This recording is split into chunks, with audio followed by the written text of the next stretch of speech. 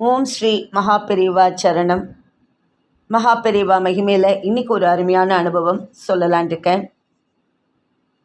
சாட்சாத் சர்வேஸ்வரர் மகாபெரிவா தவஞானி கோலத்தில் நடமாடுவது உண்மை என்றாலும் சராசரி மனித உடல் எதிர்கொள்ளும் உபாதைகளையெல்லாம் இந்த அவதார புருஷருக்கும் அனுபவமாகித்தான் இருந்திருக்கும். இருந்தாலும் தன்னுடைய உடல் வருத்தத்தை மகான் என்றும் காட்டிக்கொண்டதாக தெரியவில்லை. மாறாக தான் அனுபவிக்கும் சிரமங்கள் பிறருக்கு தெரியாவண்ணம் மறைத்தே திகழ்ந்தவர். 1956 ஆண்டில் மகாமகம் வந்தது. பெரியவா காஞ்சியில் சிவஸ்தானத்தில் அருளி கொண்டிருந்தார். அங்கிருந்து கும்பகோணம் சென்று மகாமகத்தில் புனித நீராடுவதற்கு மகானின் திரு உள்ளம் நாட்டம் கொண்டிருந்தது. ஆனால் டிசம்பர் 1955 மகாபெரிவா உடல் நலம் சற்றே பாதிக்கப்பட்டிருப்பது போல சுற்றிலும் இருந்தோர் உணர்ந்திருந்தார்கள். ஆகவே மடத்து ஊழியர்களும் பக்தர்களும் பெரியவா மகாமகத்திற்காக கும்பகோணம் செல்வதை விரும்பவில்லை.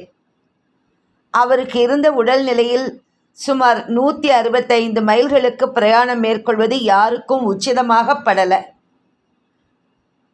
மடத்தில் ஏற்பாடு செய்த ஒரு பிரபலமான மருத்துவர் ஜனவரி மாதம் பெரியவாளின் உடல்நிலையை பரிசோதிக்க அழைக்கப்பட்டார். அன்று மாலை 4 மணிக்கு தீவிரமாக மகாபெரிவாளின் உடல் நலம் பரிசோதிக்கப்பட்டது. அந்த டாக்டர் ரொம்ப நேரம் மகாபெரிவாளை பரிசோதனையெல்லாம் செய்த பிறகு தன் மருத்துவ அறிக்கையை மடத்து முக்கியஸ்தர்களிடம் சொல்வதற்காக தயாரான சமயத்தில் இதுவரை நடந்த நாடகத்தை ரசித்து கொண்டிருந்த வைத்தியநாதர் மகாபெரிவா நிதானமான குரலில் பேசத் தொடங்கினார். நீங்கள் என்னென்ன சொல்லலான்னு இருக்கேளோ அதை நான் சொல்கிறேன். எனக்கு பயோரியா இருக்குது, அதனால் சில பல்லை எடுக்கணும்னு அட்வைஸ் பண்ணுவீங்க. ஆனால் பல்லை எடுத்துட்டா சில மந்திரங்களை ஸ்பஷ்டமாக சொல்ல முடியாது. நீங்கள் என்னோட ஒரு பக்க நுரையீரல் சரியாக வேலை செய்யலைன்னு சொல்லுவீங்க. இது இப்போ இல்லை, 1930 இருக்குது. அப்போது ஒரு சமயம் பெரும் காற்றுக்கும் மழைக்கும் பயந்து ஒரு ஆற்று மணலில் ஓடின போதிலிருந்தே எனக்கு இந்த கோளாறு இருக்கிறது தெரியும். அப்புறம் என்னோட சிறுகுடல் கூட சரியாக வேலை செய்யலைன்னு சோதனைக்கு அப்புறம் தெரிஞ்சிருக்கும். இது அப்பப்போ உபவாசம் இருக்கிறதுனாலையும் டயத்துக்கு ஆகாரம் எடுக்காதனாலையும் தான்னு நீங்கள் சொல்ல போகிறீங்க. அதுக்கப்புறம் நெஞ்சில் கபம் அடைச்சின்னு. நான் சொல்கிறது சரிதானே? இப்படி ஒரு மிகப்பெரிய மருத்துவர் பரிசோதனைக்கு பின் கூறவிருந்த அத்தனை விஷயங்களையும் இப்பெரும் தெய்வம் நான் அறியாததா என உணர்த்தும் வகையில் ஒன்று விடாமல் தானே விளக்கிய போது அந்த வைத்தியர் விக்கித்து போய் நின்றார். டாக்டர் மெய்ஞானியை உணரப் பெற்றவரானார். இத்தனை சங்கடங்களையும் அனுபவிப்பதே தன் துறவர தர்மமென ஏற்கும் இந்த தூய சந்நியாசியை சாஷ்டாங்கமாக வணங்கி எழுந்தார். கொஞ்சம் சத்தான ஆகாரமாக காலம் தவறாமல் பெரியவா எடுத்துட்டா நல்லது என்று மடத்து முக்கியஸ்தர்களிடம் தான் வந்த கடமைக்காக சொல்லிவிட்டு டாக்டர் சென்று விட்டார். இப்படி தன் தேக நலக்குறையை கொஞ்சம் கூட பொருட்படுத்தாத மனப்பான்மையோடு கூடிய அருளாளரிடம் ஒரு முறை வேறொரு டாக்டரின் அனுபவம் அலாதியாக அமைந்தது. பெரியவாளின் ஒரு நோய்க்கு சிகிச்சை செய்து கொள்ளத்தான் வேண்டும் என்று அந்த டாக்டர் பரிவு மிகுதியால் சற்றே வற்புறுத்தி சொன்னார். ஆனால் பெரியவாளோ அசைந்து கொடுக்கல. அந்த டாக்டருக்கு தம்மிடம் இருந்த அக்கறையின் ஆழத்தை தாம் புரிந்து கொள்வதாக கனிவுடன் கூறி, ஆனாலும் அந்த சிகிச்சை முறையை தான் ஏற்பதற்கில்லை என்று சொல்லிவிட்டார் மகாபெரிவா. டாக்டரோ சிகிச்சை செய்யாவிடில் உபாதை பெரிதாகி அவஸ்தை ஏற்படும், ஆகவே மருத்துவ பரிகாரம் தேடத்தான் வேண்டுமென பிடிவாதம் பிடித்தார். இந்த மருத்துவத்தை அனாச்சாரங்கள் சேராமலே செய்ய வழி உண்டு என்றும் விளக்கினார். பக்தரா எப்படி வேண்டிக்கணுமோ அப்படி அழகாக வேண்டின்ட்ட, டாக்டரா எப்படி சொல்லணுமோ அப்படியும் அழகாக சொல்லிட்ட. எனக்கு ஒன்றும் ஆயிடாது, விசாரப்படாமல் போ அப்படின்னா மகா பெரியவா. ஆனாலும் ஏனோ அந்த டாக்டர் மிகவும் உரிமையோடு எதிர்வாதம் செய்தார். பக்தனா டாக்டரா மட்டும் நான் ஒன்று சொன்னால் அதை பெரியவா கேட்கணுங்கிறது இல்லைதான். ஆனால் மடத்துக்கு எத்தனையோ காலமாக நான் எவ்வளவோ செஞ்சுட்டுருக்கேங்கிற உரிமையின் பேரில் டாக்டர் முடிக்கலை. அவரை மேலே பேச விடாமல் மகா பெரியவா பிரளய ருத்ர கோபம் காட்ட செந்தாமரை முகம் செந்தழல் ஆயிடுத்து. மேனேஜரை உடனே அழிச்சுண்டு வாடா அப்படின்னு பக்கத்தில் இருந்த மடத்து சிப்பந்தியிடம் கடுமையாக கட்டளையிட்டார். போதாதென்று தானே விஸ்வநாதா விஸ்வநாதா அப்படின்னு தட்டியபடி மேனேஜரை கூப்பிட்டார். அது மாதிரி பெரியவா நடந்து கொண்டதை அதுவரை பார்த்திராத மடமே கிடுகிடுத்தது. மேனேஜர் அலறிண்டு ஓடி வந்தார்.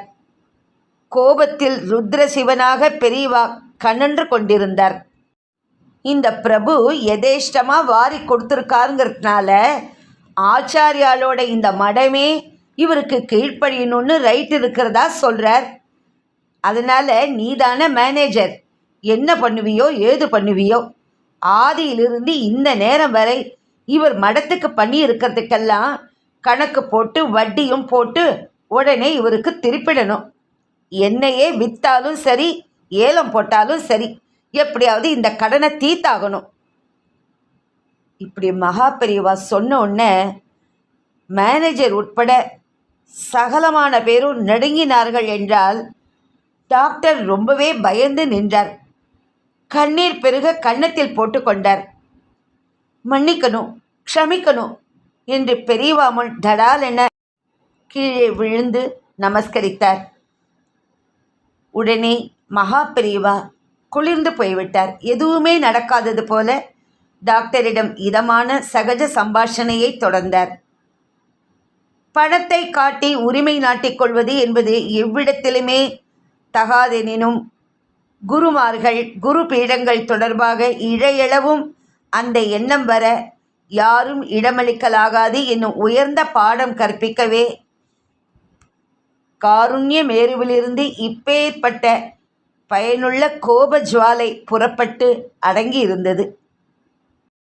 தனது உள்ளத்துள் கோபமில்லாமல் வெளியில் மாத்திரம் ஒரு மடாதிபதியாக குரு பீட கடமைக்காக கோபம் காட்டிய கருணை பெருமான் அதன் காரணம் நிறைவேறியவுடன் காட்டிய சுவடே இல்லாமல் உள்ளத்தில் அன்பே பிரகாசிப்பதையும் உணர்த்தி அருளினார் மகா பெரியவா.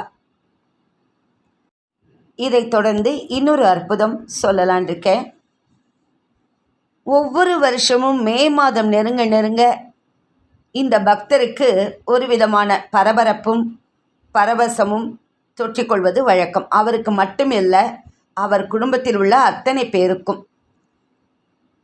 மகா பெரிவாளின் ஜெயந்தி தினம் வருவது அந்த மாதத்தில்தான்.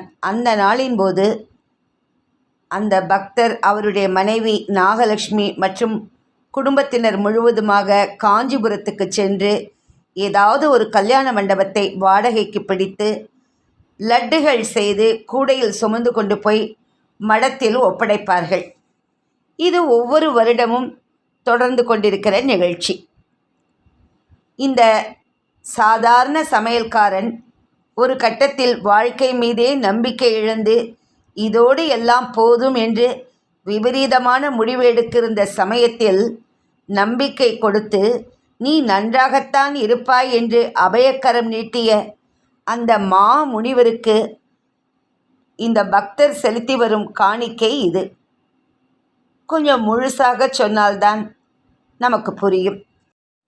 இந்த பக்தரின் பெயர் வைத்தியநாதன். இவருக்கு 7 வயதாக இருக்கும்போது சங்கரமடம் கும்பகோணத்தில் இயங்கி வந்தது. மகா பெரியவா அங்கே தான் இருந்தார். தினமும் மதியம் 12 மணி தொடங்கி 4 மணி வரையில் அன்னதானம் ஜே என்று அங்கே நடக்கும்.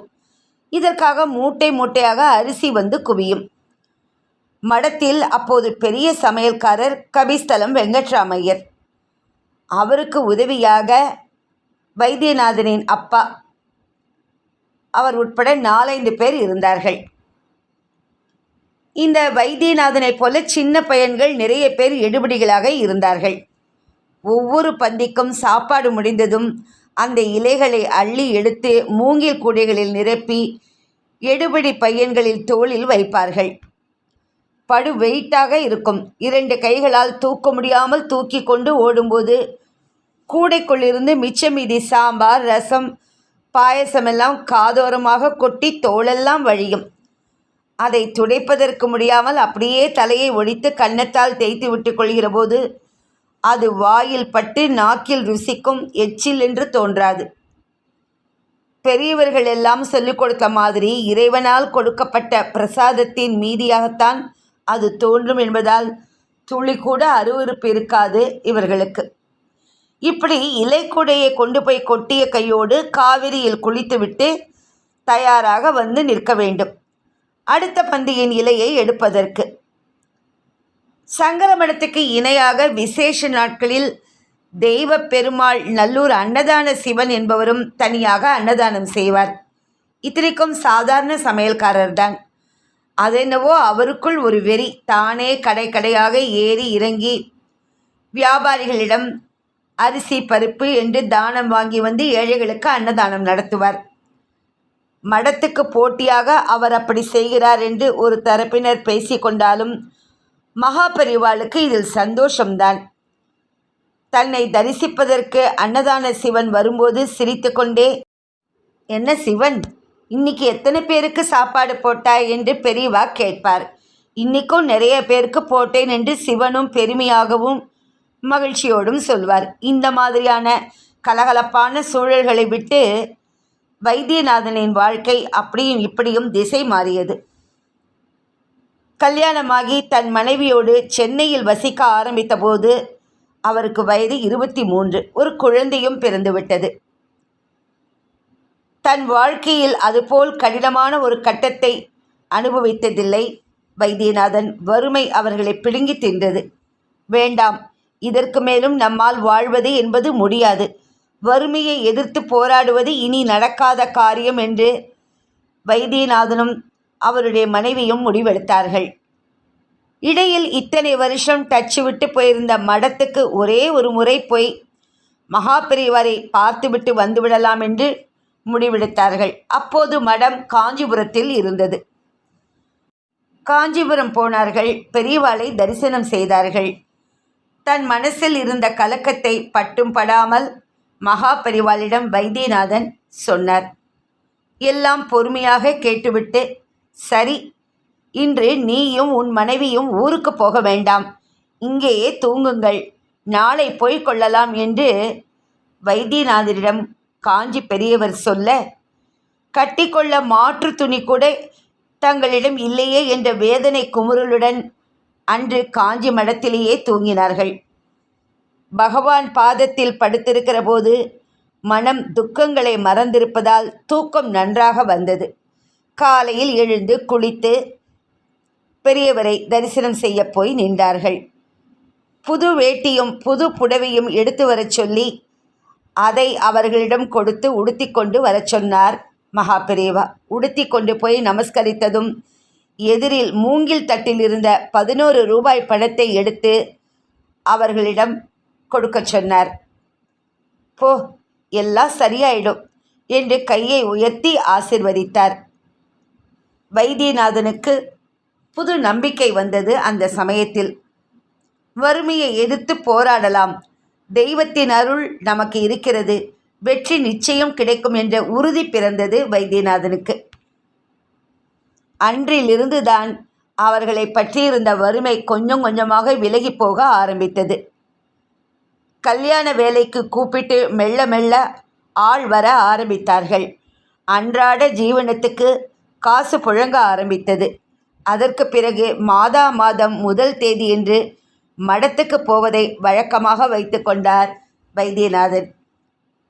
ஒரு முதல் தேதி என்று அப்படி போய் நமஸ்கரித்த போது, நீ சமையல் வேலை பார்க்குற இல்லையா, இங்கே வருகிற குழந்தைகளுக்கு கல்கண்டு கொடுத்தா திங்கிறதில்ல, முடிஞ்சா கொஞ்சம் லட்டு செஞ்சுட்டு வந்து தாயேன் அப்படின்னு சொன்னா மகா பெரியவா. வீட்டுக்கு வந்து என்னதான் பிராய்ந்து பார்த்ததும் சல்லி காசு இல்லை. தன் மனைவி நாகலட்சுமியை பார்த்தார். காதில் தோடு தெரிந்தது.